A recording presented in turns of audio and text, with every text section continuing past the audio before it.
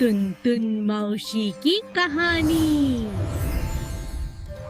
री के पास एक छोटा सा गांव था।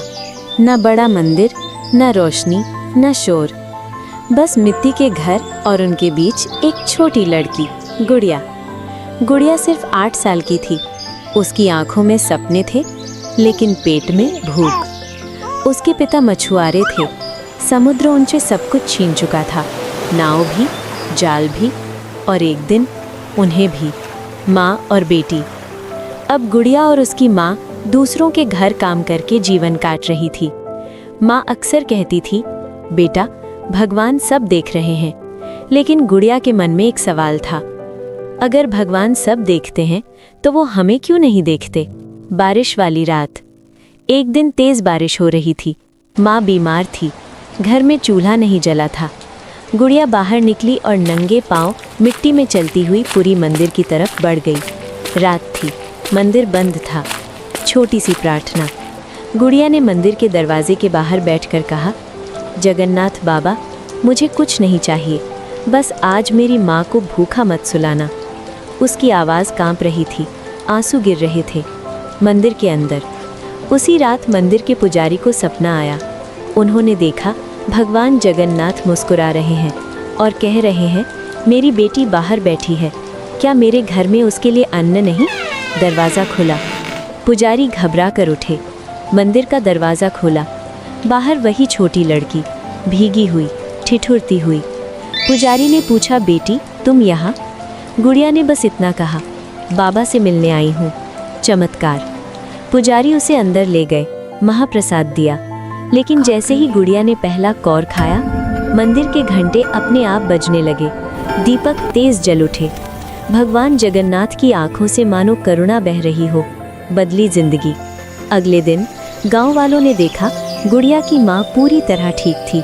एक सेठ ने उन्हें काम दिया।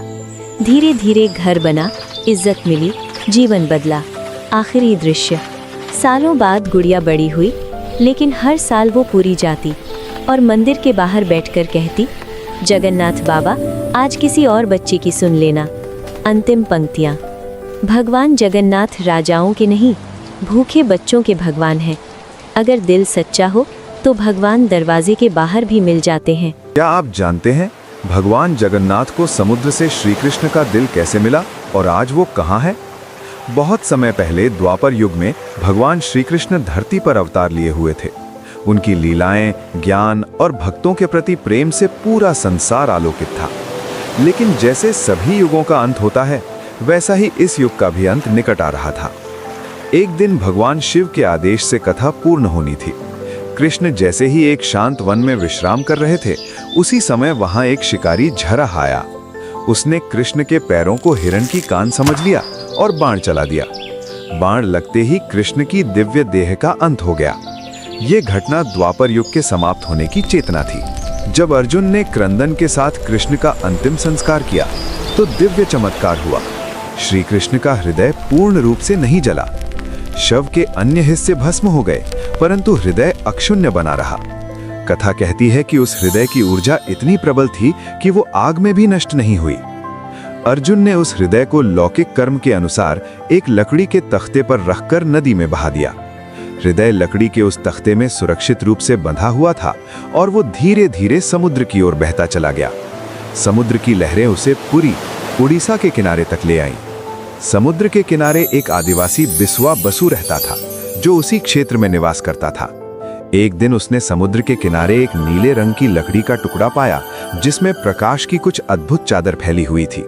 उसने समझा कि ये कोई साधारण चीज नहीं है, ये दिव्य वस्तु है। उसने उस लकड़ी को नील माधव कहा और उसकी पूजा शुरू कर दी। समय के साथ वो नील माधव उसकी श्रद्धा का केंद्र बन गया और लोग दूर दूर से उसकी प्रतिष्ठा के बारे में जानने लगे। राजा इंद्रद्युम्न के सपनों में भगवान ने प्रकट होकर कहा कि नील माधव को मेरे लिए लाओ और उसे भक्ति के साथ स्थापित करो। राजा ने अपने पुजारी विद्यापति को भेजा। जब विद्यापति नील माधव को देखने गया, तब आदिवासी बिस्वा बसु ने कहा कि तुमको आंखों पर पट्टी बांधकर मार्ग का अनुसरण करना होगा, तभी तुम उसे देख पाओगे। विद्यापति ने नियम स्वीकार किया। उस आदिवासी द्वारा अंधेरी यात्रा करवाई गई और अंततः उन्होंने नील माधव को खोज निकाला। राजा ने नील माधव के पास पहुंचकर समझा कि ये केवल एक मूर्ति नहीं, ये हृदय का दिव्य रूप है जिसे स्वयं भगवान ने संरक्षण दिया था। इसी नील माधव से बाद में भगवान जगन्नाथ, बलभद्र और सुभद्रा की मूर्तियां बनाई गईं और उन मूर्तियों के हृदय स्थली में यही ब्रह्मा पदार्थ दल हृदय स्थापित किया गया। कथा कहती है कि यही हृदय आज भी पुरी के जगन्नाथ मंदिर में सुरक्षित है और उसकी धड़कन भक्तों के हृदय को छूती है, बिना किसी वैज्ञानिक यंत्र के बिल्कुल जीवित जैसा अनुभव देती है।